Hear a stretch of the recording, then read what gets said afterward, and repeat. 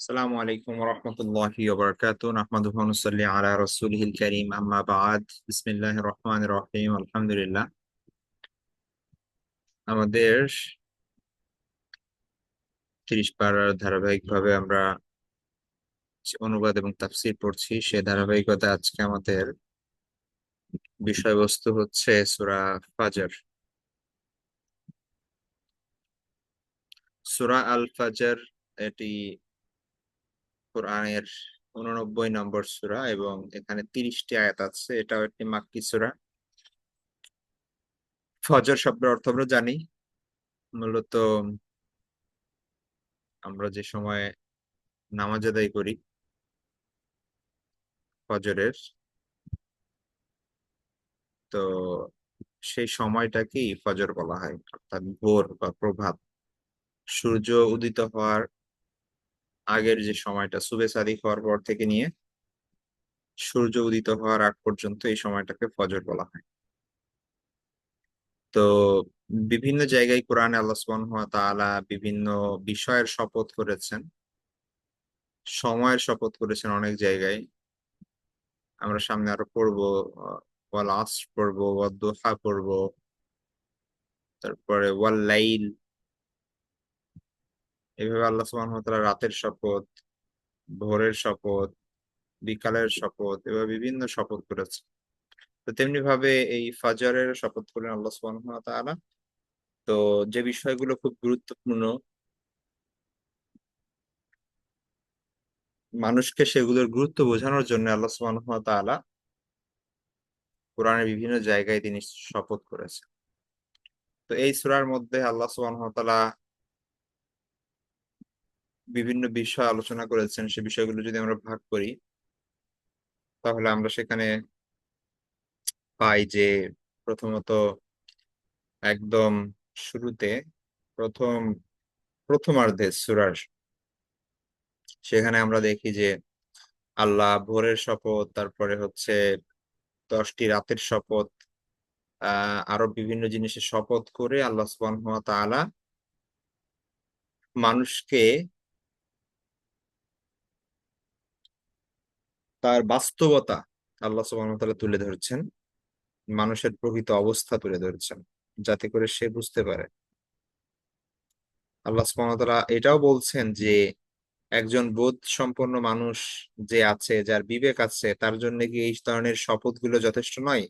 আল্লাহ সুবহানাহু ওয়া তাআলা এতগুলো শপথ নিয়েছেন,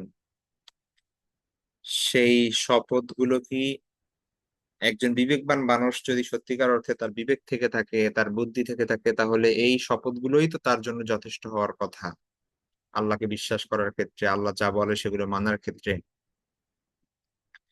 তো আল্লাহ সুবহানাহু ওয়া তাআলা মানুষকে স্মরণ করিয়ে দিয়েছেন যে আদ জাতির অবস্থা কি ছিল, আল্লাহ তাদের সাথে কি কিরূপ ব্যবহার করেছেন। আল্লাহ সুবহানাহু ওয়া তাআলা সামুদ জাতির অবস্থা কেমন ছিল, তাদের সাথে কেমন ব্যবহার করেছেন। তারপরে ফিরআউনের কথা আল্লাহ সুবহানাহু ওয়া তাআলা বলছেন, তাদের সৈন্যবাহিনীর কথা বলছেন, যারা একটা সময় এই পৃথিবীতে ফিতনা সৃষ্টি করেছে এবং নানান ধরনের অপকর্ম করেছে। তো এই বিষয়গুলো আল্লাহ সুবহানাহু ওয়া তাআলা তুলে ধরে আল্লাহ সুবহানাহু ওয়া তাআলা যে তাদের শাস্তি দিয়েছেন এবং তাদেরকে পাকড়াও করেছেন তাদের অপরাধের কারণে, অবাধ্যতার দরুন, সেই বিষয়গুলো আল্লাহ তুলে ধরেছেন এই সূরাগুলোর মধ্যে, এই সূরার মধ্যে, এই প্রথমার্ধে। তো প্রথমত আমরা যদি ভাগ করি, তাহলে এখানে এই 1 থেকে 14 নং আয়াতের মধ্যে এখানে আমরা পাই আল্লাহ সুবহানাহু ওয়া তাআলার নিদর্শন, তার সৃষ্টির শপথ, এই বিষয়গুলো প্লাস হচ্ছে ইতিহাস থেকে আমরা কিভাবে শিক্ষা নিতে পারি,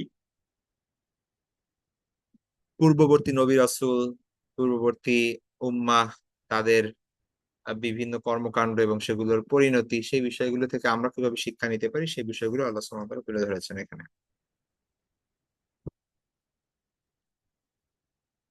তারপরে 15 থেকে 20 নং আয়াত, এই আয়াতগুলো যদি আমরা বিশ্লেষণ করি, এখানে আমরা দেখি যে আল্লাহ সুবহানাহু ওয়া তাআলা বর্ণনা করেছেন মানুষের প্রকৃত অবস্থা, তাদের নেচার, তাদের মানে বিহেভিয়ারাল কিছু বিষয় তুলে ধরেছেন, সাইকোলজিক্যাল কিছু বিষয় তুলে ধরেছেন যে আল্লাহ যদি কাউকে টাকা পয়সা দেয়, ধন দৌলত দেয়, প্রাচুর্য দেয়, তাহলে তার অবস্থাটা কেমন হয়।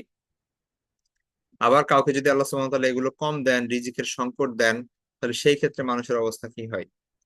তো এই বিষয়গুলো আল্লাহ সুবহানাহু ওয়া তাআলা তুলে ধরে আল্লাহ সুবহানাহু ওয়া তাআলা মানুষকে সতর্ক করেছেন যে আল্লাহ যেহেতু আমাদের স্রষ্টা, মানুষের কাছে সব থেকে বেশি প্রায়োরিটি, সব থেকে বেশি ভালোবাসবে সে আল্লাহকে, তার স্রষ্টাকে। নিজের সন্তান সন্ততি, ধন সম্পদ, টাকা পয়সা, দুনিয়া, বাড়ি গাড়ি, এই সব কিছুর উপরে আল্লাহ সুবহানাহু ওয়া তাআলাকে বেশি ভালোবাসবে মানুষ।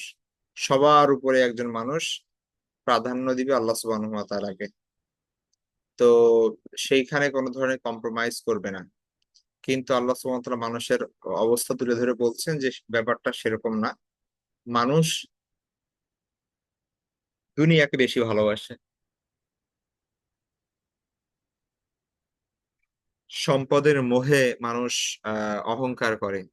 এবং আল্লাহ সুবহানাহু ওয়া তাআলা যখন মানুষকে বিভিন্নভাবে পরীক্ষা করেন, চাই সেটা ধন সম্পদ দিয়ে পরীক্ষা হোক, অথবা আপনার আহ ধন সম্পদ কম দিয়ে পরীক্ষা হোক, রিজিকের স্বল্পতা দিয়ে পরীক্ষা হোক, তখন মানুষ ফেইল করে, ব্যর্থ হয়। অবশেষে আল্লাহ সুবহানাহু ওয়া তাআলা এর পাশাপাশি যারা আহ দুনিয়ায় এই ধরনের অবাধ্যতার মধ্যে শামিল ছিল এবং আল্লাহ সুবহানাহু ওয়া তাআলার বিধানকে উপেক্ষা করে নিজেদের মতো করে যারা হচ্ছে আহ ইয়া করেছে, প্রচেষ্টা করেছে, শুধুমাত্র দুনিয়ার পিছে ছুটেছে আল্লাহকে ভুলে গিয়ে, তো এদের শাস্তি কেমন হবে সেই ব্যাপারটা আল্লাহ যেমনি ভাবে তুলে ধরেছেন, ঠিক এর বিপরীতে যারা মুমিন, যারা আহ আল্লাহ সুবহানাহু ওয়া তাআলার বিধানকে প্রায়োরিটি দিয়েছে নিজেদের জীবনের উপর, পার্থিব জীবনের উপর, এবং স্যাক্রিফাইস করেছে আল্লাহর জন্য কষ্ট স্বীকার করেছে, তো এদের জন্য আল্লাহ সুবহানাহু ওয়া তাআলা আহ সান্ত্বনার ব্যবস্থা রেখেছেন, এবং পরকালে তারা কি প্রাপ্তি লাভ করবে সেই বিষয়টা আল্লাহ সুবহানাহু ওয়া তাআলা তুলে ধরেছেন। তো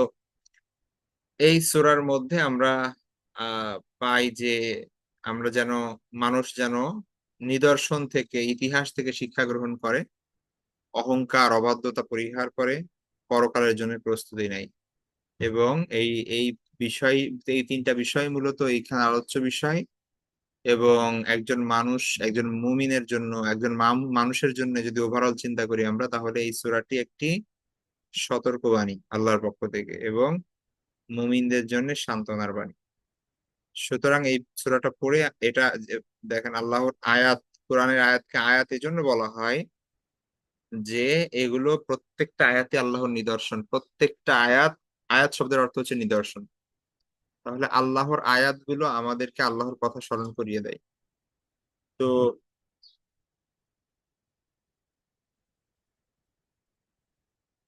এই যে সূরাটি, এই সূরাটি পড়লে আমাদের উচিত, আমাদের অন্তরে যেন আল্লাহর প্রতি ভীত সন্ত্রস্ত হই, আমরা আল্লাহর প্রতি অনুগত হই, অবনত হই, এবং আমরা যেন আহ গুনাহ, আল্লাহর অবাধ্যতা এবং এই ধরনের যে বিষয়গুলো আছে, হারাম, এই সব কিছু থেকে আমরা যেন নিজেদেরকে ফিরিয়ে রাখি। কারণ এই সূরাটাই হচ্ছে নিদর্শন এবং আয়াত। আল্লাহ সুবহানাহু ওয়া তাআলা আমাদেরকে আল্লাহর নিদর্শন বোঝার জন্য এই সূরা দিয়েছে। তো আমরা চলে যাই ডিরেক্ট আয়াতের মধ্যে, দেখি আল্লাহ সুবহানাহু ওয়া তাআলা এক্স্যাক্টলি কি বলেছেন। আউযু বিল্লাহি মিনাশ শাইতানির রাজিম, বিসমিল্লাহির রহমানির রহিম। ওয়াল ফাজর ওয়া লায়ালিন আশর ওয়াশ শাফঈ ওয়াল ওয়াতর ওয়াল লাইলি ইযা ইয়াসর। আল্লাহ সুবহানাহু ওয়া তাআলা কয়েকটা জিনিসের শপথ করেছেন এখানে, পাঁচটা জিনিসের শপথ করেছেন আল্লাহ সুবহানাহু ওয়া তাআলা। প্রথমে বলেছেন ওয়াল ফাজরি, ফজরের শপথ। ফজর মানে হচ্ছে যে এই ভোর, প্রভাত, হ্যাঁ, সুবে সাদিক থেকে নিয়ে সূর্যোদয় পর্যন্ত এই সময়টাকে ফজর বলা হয়। তাহলে ওয়াল ফাজরি, ফজরের শপথ।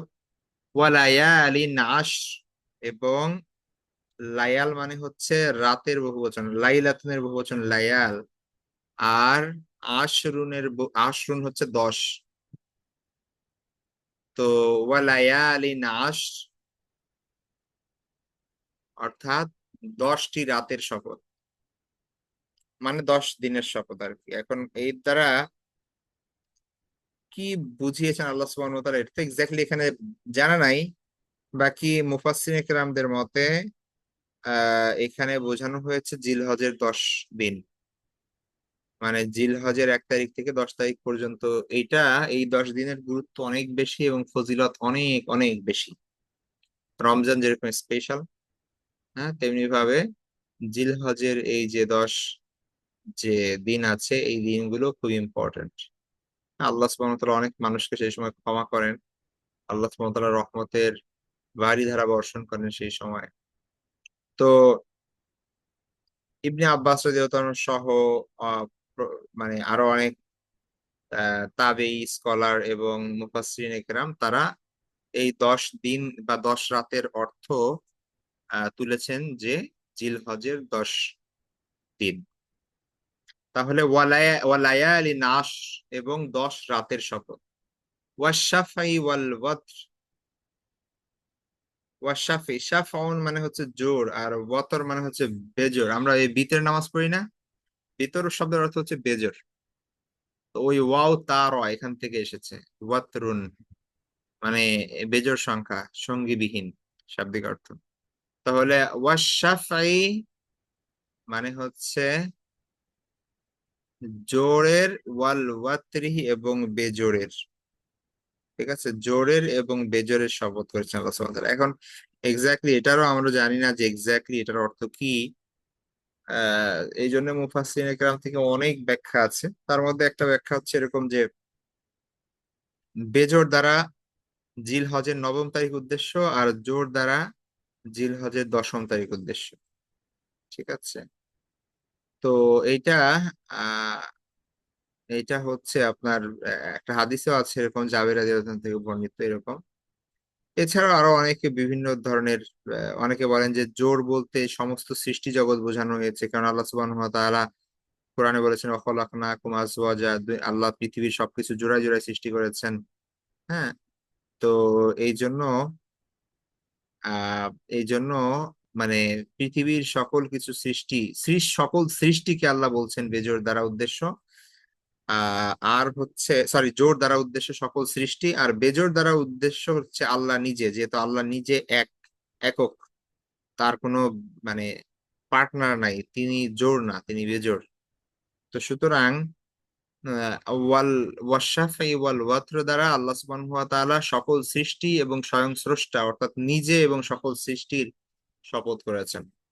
এটা একটা ব্যাখ্যা।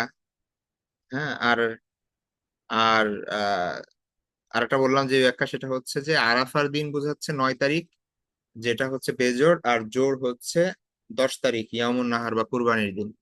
এই 2 দিন বোঝাচ্ছে। তো আল্লাহ ভালো জানেন আসলে কি এক্স্যাক্টলি তিনি বুঝিয়েছেন। বাকি সুস্পষ্ট ওইভাবে কোনো ইয়া নাই, ব্যাখ্যা মানে ওইভাবে সবাই একমত পোষণ করছে এরকম কোনো ইয়া নাই, ব্যাখ্যা নাই। ওয়াশাফি ওয়াল ওয়াতর, তাহলে জোড় এবং বেজোড়ের শপথ। ওয়াল লাইলি ইদা ইয়াসর, এবং ওয়াল লাইলি রাতের শপথ, ইদা যখন, ইয়াসর, আচ্ছা, ইয়াসরুন শব্দের অর্থ সারা। ইয়াস মানে হচ্ছে গমন করা, প্রস্থান করা, লিভ নেওয়া। ঠিক আছে। তো ইয়াস মানে বোঝাচ্ছে এখানে যে যে চলে যেতে থাকে। ঠিক আছে। ইদা ইয়াস মানে হচ্ছে রাতটা যখন অবসান হতে থাকে, আস্তে আস্তে চলে যেতে থাকে, রাত যখন শেষ হতে থাকে, রাতের শেষ ভাগ।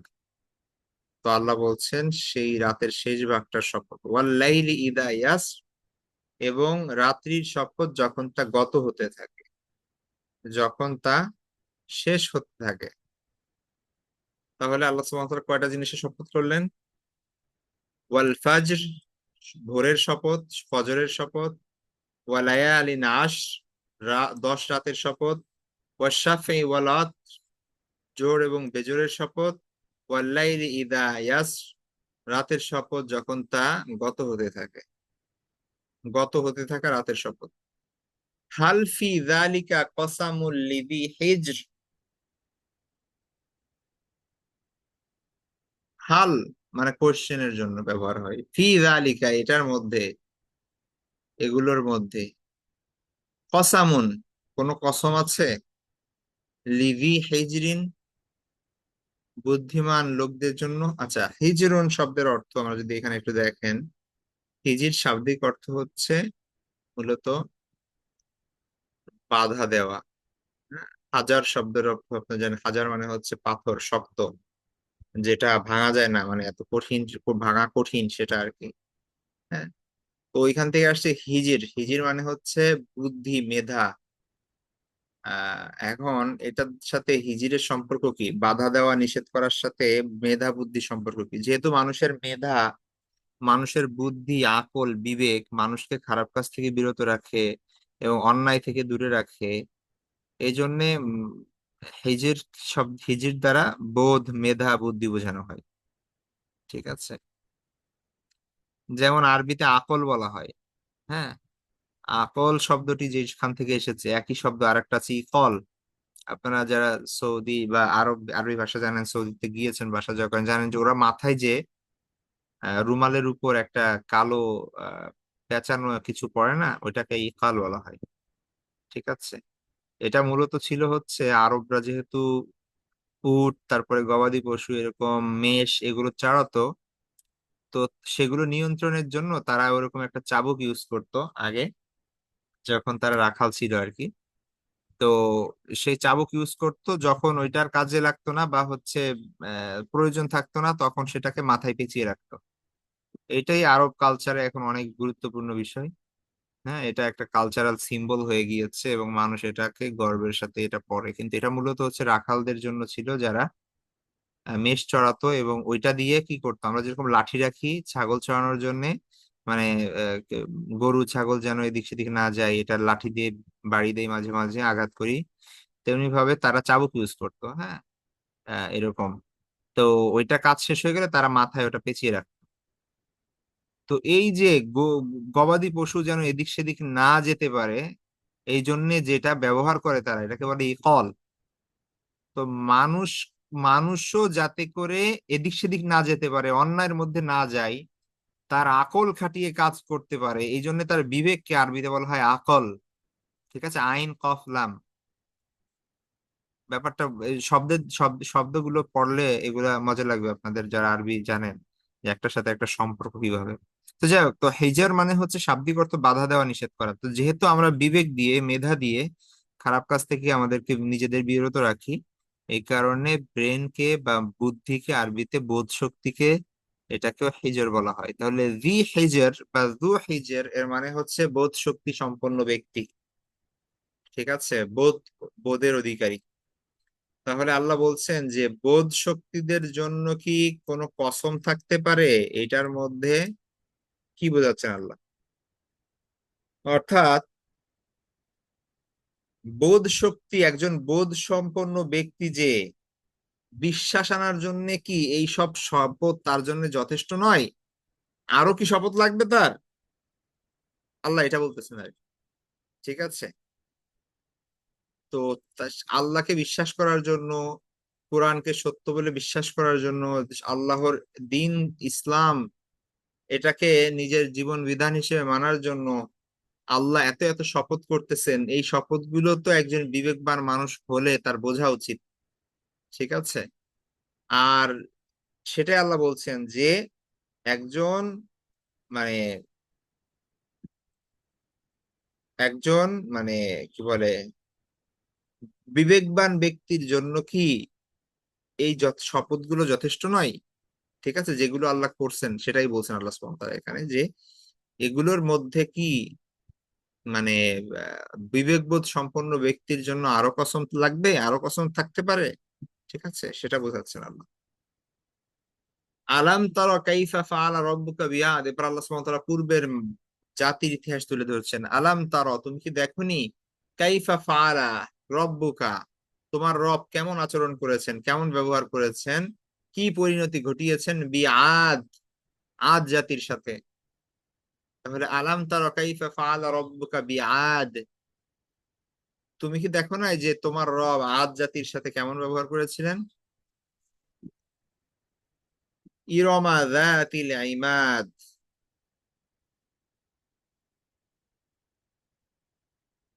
আচ্ছা, ইরম মূলত আদ জাতির পূর্বপুরুষ, সে একজন ব্যক্তির নাম, হ্যাঁ, যার নামে হচ্ছে একটা গোষ্ঠী আসে আর কি। তো ইরমা আদের কথা বলছেন আর কি, যে আদ কারা, এদের আল্লাহ সুবহানাহু ওয়া তাআলা এদের এদের করছেন, যে ব্যাখ্যা করছেন পরবর্তীতে এই শব্দের, মানে আদেরই তাফসির এটা, বা আদেরই ব্যাখ্যা এটা। ঠিক আছে, তাইলে আদ কারা, কেমন ব্যবহার আদ তো তুমি কি দেখোনি যে তোমার রব আদ জাতির সাথে কেমন ব্যবহার করেছে? তাহলে আদ কারা, ইরম। ঠিক আছে, যাতিল ইমাদ। ইমাদ শব্দ তো আমরা জানি, ইমাদ মানে হচ্ছে প্রাসাদ, হ্যাঁ, আর খুঁটি, স্তম্ভ। আমরা একটা হাদিস আছে না, আস-সালাতু ইমাদুদ্দিন, সালাত হচ্ছে দ্বীনের স্তম্ভ। ঠিক আছে, আস-সালাতু ইমাদুদ্দিন, সালাত হচ্ছে দ্বীনের স্তম্ভ। তাহলে এই ইমাদ মানে হচ্ছে স্তম্ভ, তাহলে জাতিল ইমাদ মানে হচ্ছে স্তম্ভের অধিকারী। ঠিক আছে, আহ এই উঁচু উঁচু স্তম্ভের অধিকারী, সুউচ্চ প্রাসাদের অধিকারী। তাহলে আল্লাহ বলছেন যে আলাম তারা কাইফা ফাআলা রাব্বুকা বিআদ ইরমা যাতিল ইমাদ, তুমি কি দেখোনি তোমার রব আদ, অর্থাৎ লম্বা মানে দীর্ঘ স্তম্ভের অধিকারী ইরমদের সাথে, ইরম জাতির সাথে, বা হচ্ছে দীর্ঘ প্র- প্রাসাদ বিশিষ্ট ইরম জাতির সাথে কি আচরণ করেছেন। ঠিক আছে, তাইলে আদ এবং ইরম সেম। মূলত আদ জাতির পূর্বপুরুষ যেখান থেকে তারা আসছে, তাদের নাম হয়েছে, একজন বড় ব্যক্তিত্ব ছিল যার নাম ছিল ইরাম। ঠিক আছে, আল্লাহ সুবহানাহু ওয়া তাআলা তার কথা তুলে ধরেছেন এখানে, তার বংশের কথা তুলে ধরেছেন। তো আলাম তারা কাইফা ফাআলা রাব্বুকা বিআদ, তুমি কি দেখোনি তোমার প্রতিপালক আদ এর প্রতি কি আচরণ করেছিলেন। ইরম যাতিল ইমাদ, ইরাম সম্প্রদায়ের প্রতি যারা উঁচু উঁচু স্তম্ভের অধিকারী, যারা হচ্ছে সুউচ্চ প্রাসাদের অধিকারী। তো এইখানে কোনো কোনো মুফাসসিরে কেরাম, তো এটা তো আয়াতের দ্বারা স্পষ্ট, যে আমরা এটাও জানি ইতিহাস থেকে, যে অন্যান্য কোরআনের আয়াত থেকে, হাদিস থেকে, যে আদ জাতি অনেক শক্তিশালী ছিল এবং তারা অনেক বড় বড় অট্টালিকা নির্মাণ করত। হম। তো আহ, এইটা তো তাদের বৈশিষ্ট্য ছিলই, তবে তাদের শারীরিক গঠনও অনেক অনেক বড় ছিল অন্যদের তুলনায়। তো অনেক মুফাসসিরিনে কেরামের মতো এই আয়াতে আল্লাহ সুবহানাহু ওয়া তাআলা সেটা বুঝাচ্ছেন যে ইরমা যাতিল ইমাদ, ইমাদ মানে ইমাদের শাব্দিক অর্থ তো স্তম্ভ, কিন্তু জাতিল ইমাদ দ্বারা এখানে বোঝাচ্ছে দীর্ঘ দেহের অধিকারী। ঠিক আছে, যে সুদীর্ঘ দেহের অধিকারী ইরাম গোত্রের সাথে। তাহলে তোমার রব, তুমি কি দেখোনি তোমার রব কি আচরণ করেছে, কি ব্যবহার করেছে আদ অর্থাৎ সুদীর্ঘ দেহের অধিকারী ইরাম জাতির সাথে। ঠিক আছে, আল্লাহ ভালো জানেন এটা অ্যাকচুয়াল উদ্দেশ্য কি। বাকি এই দুইটা অর্থই সঠিক। আল্লাতী লাম ইউখলাক মিসলুহা ফিল বিলাদ, দেখেন আল্লাহ কি বলছেন। আল্লাতী, এই যে আদ জাতি বা ইরম জাতি, এদের কথা বলা হচ্ছে, লাম ইউখলাক মিসলুহা, তাদের সমান সৃষ্টি করা হয় নাই, তাদের সমতুল্য কাউকে সৃষ্টি করা হয় নাই ফিল বিলাদ, দেশ সমূহে। চিন্তা করা যায় আল্লাহ তাদেরকে কিভাবে সৃষ্টি করেছিলেন, কি শক্তিশালী, কি শক্তিশালী বানিয়েছিলেন। তো আল্লাতী লাম ইউখলাক, তারা এমন ছিল যে, যা লাম ইউখলাক সৃষ্টি করা হয় নাই, মিসলুহা তার সমতুল্য, ফিল বিলাদ দেশ সমূহে। তাহলে যাদের সমান পৃথিবীতে আর কোনো জাতিকে সৃষ্টি করা হয় নাই। ঠিক আছে, যার সমতুল্য কোনো দেশের সৃষ্টি করা হয় নাই। এখন এটা হতে পারে যে, মানে তাদের যে দৈহিক অবয়ব, তাদের যে শারীরিক গঠন, আল্লাহ সুবহানাহু ওয়া তাআলা যে শক্তিমত্তা দিয়ে তাদেরকে সৃষ্টি করেছিলেন, এরকম আর কাউকে সৃষ্টি করা হয় নাই। ওয়াসামুদ আল্লাযীনা জাবুস সখরা বিল ওয়াদ, তাহলে আল্লাহ বলছেন ওই আগের সাথে সম্পৃক্ত, যে তুমি কি জানো, তুমি কি দেখোনি তোমার রব আদ জাতির সাথে কি আচরণ করেছে। এখন বলছে ওয়া সামুদা, এবং সামুদ জাতির সাথে। তাইলে ওই আলাম তারা কাইফা ফাআলা রাব্বুকা বিসামুদ, ব্যাপারটা এরকম আর কি, হ্যাঁ। তাহলে এবং তুমি কি জানো না যে তোমার রব সামুদ জাতির সাথে কি আচরণ করেছে? আল্লাযী জাবু, জাবু, জাবা, জাবা মানে হচ্ছে কর্তন করা, ঠিক আছে, কাটা, কেটে আকৃতি দান করা, খোদাই করা, জাবা ইয়া জুবু, ঠিক আছে। তাহলে আল্লাযীনা জাবু, যারা কেটেছিল, আস-সখরা, সখর মানে হচ্ছে বিশাল বড় পাথর, মানে পাথরের পাহাড়, সখর, ঠিক আছে, বিল ওয়াদ, উপত্যকার।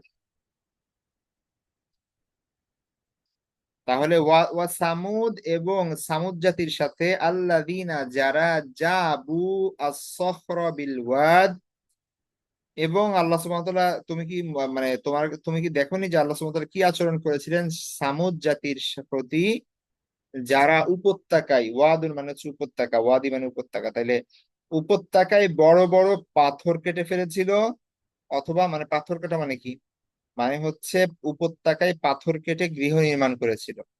জাবু মানে হচ্ছে পাথর কাটা, তো এখানে উদ্দেশ্য পাথর কেটে বাড়ি বানানো, ঘর বানানো। তাহলে এবং সামুদ জাতির প্রতি, যারা উপত্যকায় পাথর কেটে ঘর নির্মাণ করেছিল।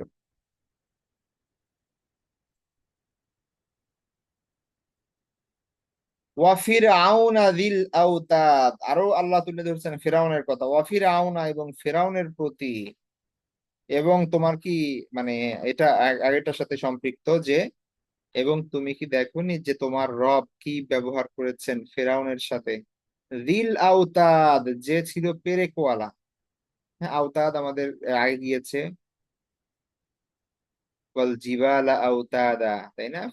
অর্থাৎ পাহাড় সমূহকে আল্লাহ বানিয়েছেন পেরেক হিসেবে, তাহলে আওতাদ শব্দের অর্থ হচ্ছে পেরেক। হ্যাঁ, এখন এটার দ্বারা আসলে কি বোঝাচ্ছেন, এটার এক্স্যাক্টলি অর্থ কি?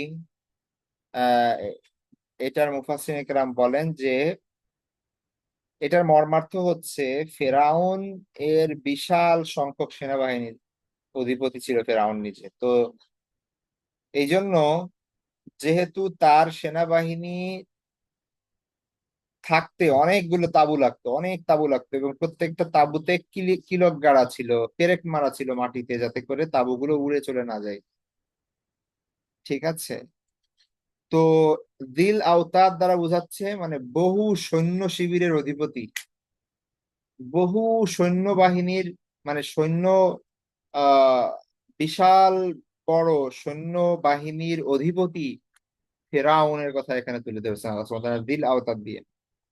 অথবা আরেকটা ব্যাখ্যা এমন হতে পারে যে ফেরাউন যে জুলুমকারী ছিল, অত্যাচারী ছিল, তার অত্যাচার এবং জুলুমটা, জুলুমের দিকে ইঙ্গিত করা হয়েছে আয়াতের মাধ্যমে।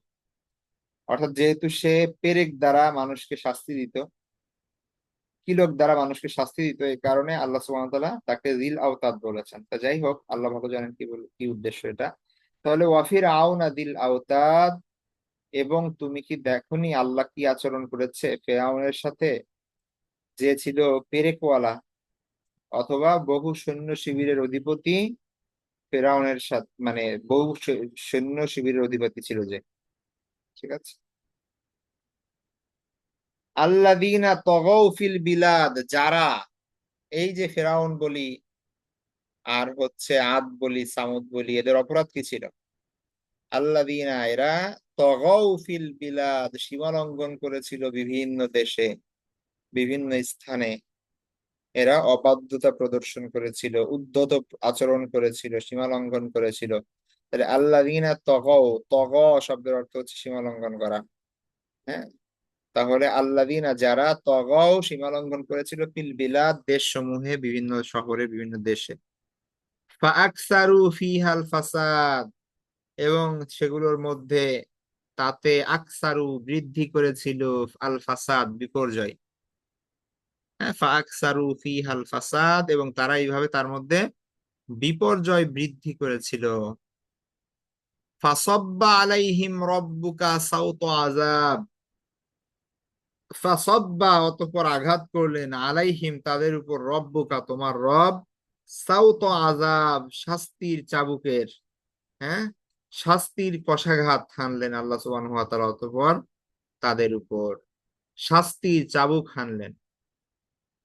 মানে সাউথনের শাব্দিক অর্থ চাবুক, তো এখানে তো আসলে এক্স্যাক্টলি চাবুক না, এটা বোঝাচ্ছে কি মানে শাস্তির কষাঘাত রূপক অর্থে ব্যবহৃত হয়েছে, কারণ তাদেরকে তো চাবুক দিয়ে মারা হয় নাই, তাদের তো বিভিন্ন ভাবে শাস্তি দেওয়া হয়েছে। ফাসাব্বা আলাইহিম রব্বুকা সাউতা আযাব, তাই তোমার রব তাদের উপর আযাবের কষাঘাত চাপিয়ে দিলেন।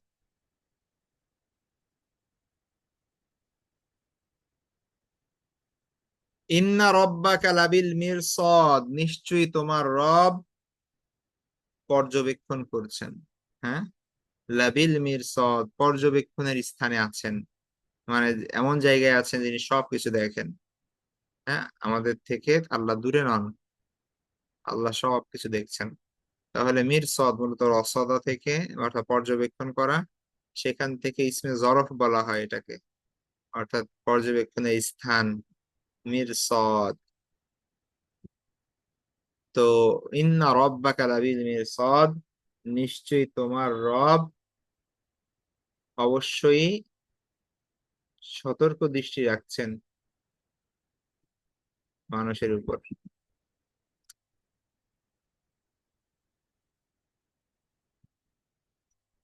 আচ্ছা, এখান থেকে আল্লাহ সুবহানাহু ওয়া তাআলা বলছেন মানুষের অবস্থার ব্যাপারে, যে ফাআম্মাল ইনসান, অতঃপর মানুষ, ইদা মাবতালাহু রব্বুহু, যখন তার রব তাকে পরীক্ষা করে, ফাআকরামাহু ওয়া নাআমাহু, তাকে সম্মানিত করে এবং নিয়ামত দেয়।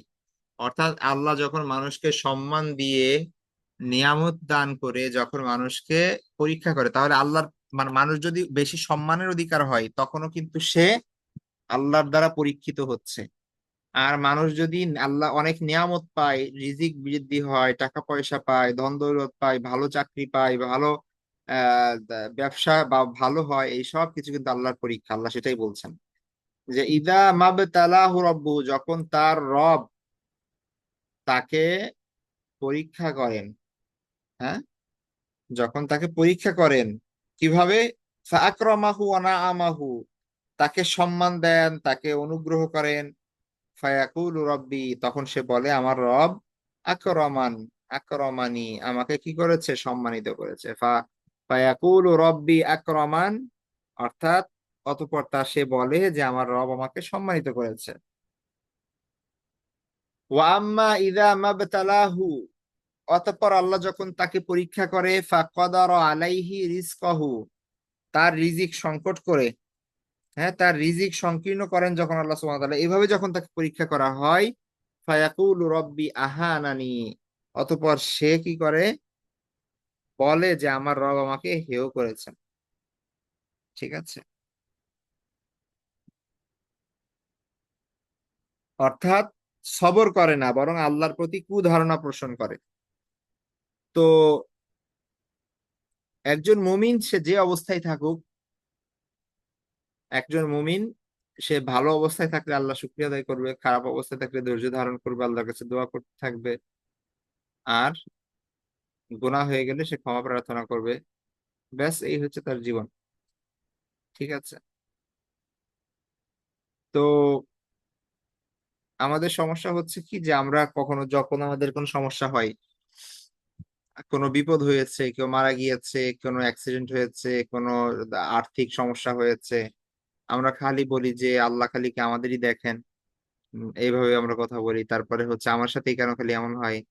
হ্যাঁ, তারপরে আমি ছাড়া কি আর কোনো মানুষ নাই। তারপরে বিভিন্ন ধরনের কুফুরি কথাবার্তা আমরা বলি।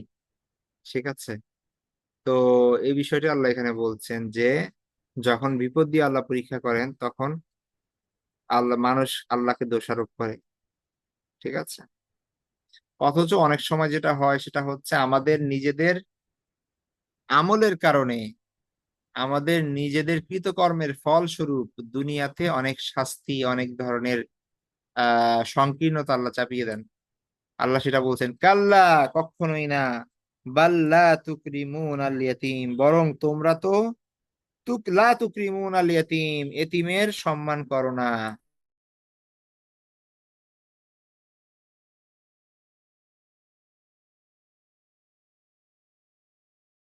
লা বাল লা তুকরিমুন আল ইয়াতিম, না কখনো না, বরং তোমরা তো কি করো না, লা তুকরিমুন আল ইয়াতিম, এতিমের সম্মান করো না। ওয়ালা তাহাদুনা আলা তোয়ামিল মিসকিন, এবং তোমরা উৎসাহী করো না, উৎসাহ দাও না, আলা তোয়ামিল মিসকিন, মিসকিনকে খাবার দেওয়ার ক্ষেত্রে, গরিব মিসকিন অসহায়দের খাবার দানের জন্য তোমরা উৎসাহিত করো না।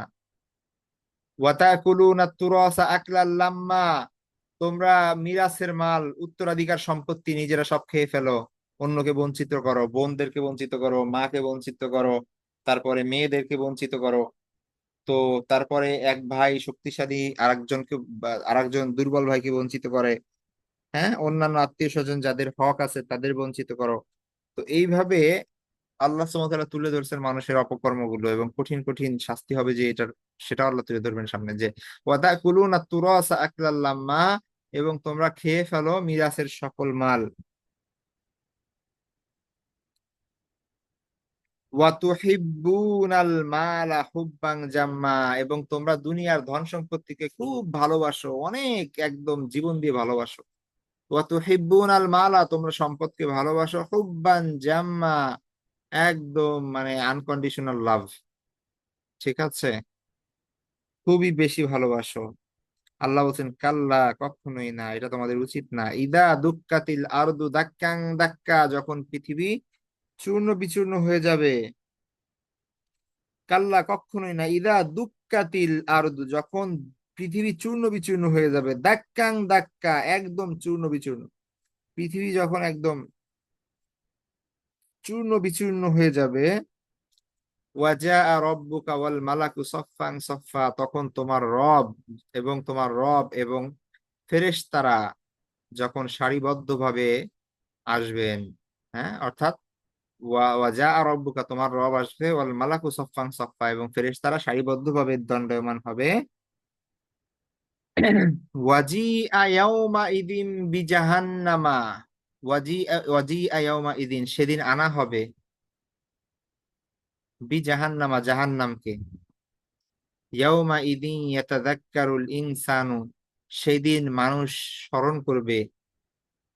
ওয়া আন্না লাহু যিকরা, কিন্তু তখন আর এই স্মরণে কোনো লাভ হবে না। ঠিক আছে। ওয়াজিআ ইয়াউমা ইদিন বিজাহান্নাম, সেদিন তখন কি করা হবে, জাহান্নামকে আনা হবে। ইয়াউমা ইদিন ইয়াতাযাক্কারুল ইনসান, মানুষ সেদিন স্মরণ করবে, স্মরণ করবে মানে মানুষ সেদিন তার তখন হুঁশ ফিরে আসবে। হাই হাই হাই, কি করলাম।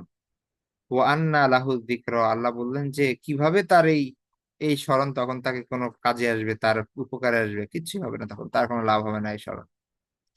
ইয়াকুলু, সে বলবে, ইয়া লাইতানি, ইয়া লাইতানি, হায় আমার আফসোস, কদ্দামতু লি হায়াতি, কদ্দামতু, আমি যদি আগে পাঠাতাম, লি হায়াতি, আমার এই জীবনের জন্য। হ্যাঁ, আমার এই জীবনের জন্য যদি আমি আগে কিছু পাঠাতাম, সব তো আমি দুনিয়ার জন্য করেছি, গাড়ি করেছি, বাড়ি করেছি, অট্টালিকা বানিয়েছি। হ্যাঁ, তারপরে হচ্ছে ব্যবসা বাণিজ্য, চাকরি বাকরি, এগুলোর পিছে ছুটতে ছুটতে ছুটতে ছুটতে আমার জীবনটাকে আমি শেষ করে দিয়েছি, পরকালের জন্য তো কিছুই পাঠাই নাই। সে তখন আফসোস করে বলবে যে, ইয়া লাইতানি কদ্দামতু লি হায়াতি, হায় আফসোস, আমি যদি আমার এই জীবনের জন্য আগে কিছু পাঠাতাম। ফায়াউমা ইদিন লা ইউআযযিবু আযাবাহু আহাদ, সেদিন লা ইউআযযিবু,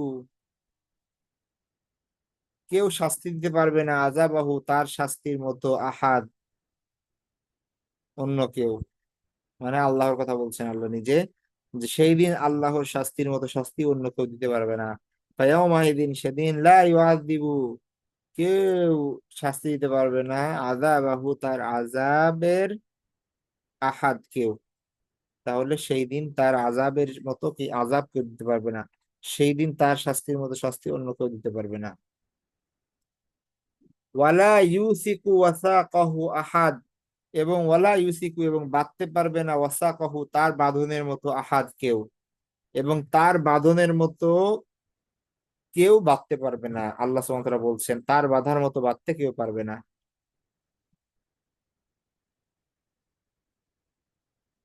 ইয়া আইয়াতুহান নাফসুল মুতমাইন্নাহ, ইয়া আইয়ুহা, হে আন নাফসু, হে আত্মা, আল মুতমাইন্না, পরিতৃপ্ত আত্মা।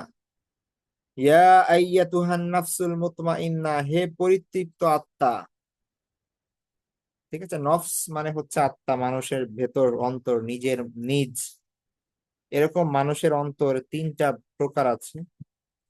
একটা হচ্ছে নফসে আম্মারা, আর একটা হচ্ছে নফসে মুতমাইন্না, আর একটা হচ্ছে নফসে লাওয়ামা।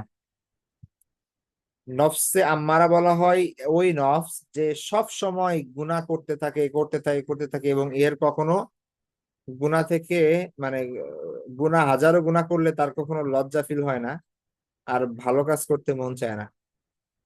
ঠিক আছে, ভালো কাজে মন বসে না, নামাজ পড়বে না, রোজা রাখবে না, তার জাকাত দিবে না, কোরআন পড়বে না, এগুলা পড়তে গেলে তার অ্যালার্জি শুরু হয়। আর যখন খারাপ কাজের কথা আসে তখন সে সবার আগে থাকে। এটা হচ্ছে নফসে আম্মারা, অন্তর একদম নষ্ট হয়ে গেছে। আর একটা হচ্ছে নফসে লাউয়ামা। লাউয়ামা মানে হচ্ছে যে হচ্ছে অনুশোচনা করে, মানে সে কি করে, গুনাহ করে, কিন্তু মনে অনুশোচনা আসে, হায় আল্লাহ আমি গুনাহ করে ফেললাম। আবার দেখা যাচ্ছে তওবা করে, আবার গুনাহ করে, হ্যাঁ, আবার তওবা করে, আবার গুনাহ করে। বা কোনো ভালো কাজ করবে, ওইখানে দেখা যাচ্ছে যে দেরি করে, হ্যাঁ, তবে করে। তো এটা হচ্ছে মুতমাইন্নাহ, সরি, এটা হচ্ছে লাউয়ামা। আর নফসে মুতমাইন্না, এখানে যে মুতমাইন্নার কথা বলা হচ্ছে সেটা হচ্ছে পরিতৃপ্ত আত্মা। মুতমাইন্না মানে হচ্ছে যে যার অন্তর সর্বদা আল্লাহ অভিমুখী হয়ে থাকে। তার লাইফের প্রত্যেকটা ক্ষেত্রে সে আগে দেখে যে আল্লাহ সন্তুষ্ট আছে কিনা, হ্যাঁ, তো এই কাজ করলে আল্লাহ খুশি হবেন কিনা, এই দুনিয়ার সকল কাজ সে আল্লাহকে সামনে রেখে করে এবং আল্লাহকে ভালোবাসে, আল্লাহর ভালোবাসা তার অন্তরে লালন করে। এটাকে বলা হয় নাফসুল মুতমাইন্না। তাইলে ইয়া আইয়ুহান নাফসুল মুতমাইন্না, হে নফস পরিতৃপ্ত আত্মা, হে নফসে মুতমাইন্না, ইরজিআই, তুমি ফিরে যাও, ইলা রব্বিকি, তোমার রবের কাছে, রাদিয়াতাম মারদিয়া, সন্তুষ্ট হয়ে, এবং মারদিয়া, প্রিয় পাত্র হয়ে। রদি মানে হচ্ছে যে সন্তুষ্ট হয়, আর মারদি মানে হচ্ছে যার উপর সন্তুষ্ট হওয়া হয়। ঠিক আছে, মানে আপনার সন্তান খুব ভালো রেজাল্ট করলো, তাহলে আপনি সন্তুষ্ট হলেন, এটা, তাহলে আপনি সন্তুষ্ট হয়েছেন, এটা আপনি রাজি, রাদিয়া। আর আপনার সন্তান, তার উপর আপনি সন্তুষ্ট হয়েছেন, এটা আপনার সন্তান হচ্ছে মারদিয়া। তাহলে ইরজিআই, আল্লাহ বলছেন সেই সময় কি করা হবে, এই নফসে মুতমাইন্না যারা আল্লাহর পথে নিজেদের জীবনকে কি করে দিয়েছেন, বিলিয়ে দিয়েছেন, ভালো পথে ব্যয় করেছেন সময়গুলো, এদের ব্যাপারে বলা হচ্ছে যে ইরজিআই, এদেরকে বলা হবে যে হে নফসে মুতমাইন্না, তুমি কি করো, ফিরে যাও তোমার রবের কাছে, ইরজি ইলা রব্বিক, ভীত হয়ে, তারপরে হচ্ছে ভয়ে ভয়ে না, রাদিয়া, তুমি গিয়ে সন্তুষ্ট থাকবা, আবার তোমার প্রতি আল্লাহ সন্তুষ্ট থাকবে। তাহলে রাদিয়া মানে তুমি সন্তুষ্ট হবা, আর মারদিয়াতান মানে আল্লাহ তোমার প্রতি সন্তুষ্ট হবে। তাহলে ইরজি ইলা রব্বিকি রাদিয়াতান মারদিয়া, যে তুমি যাও তোমার রবের নিকট ফিরে সন্তুষ্ট হয়ে এবং প্রিয় পাত্র হয়ে, এমন তো অবস্থায় যে তুমি সন্তুষ্ট, তোমার প্রতিও সন্তুষ্ট।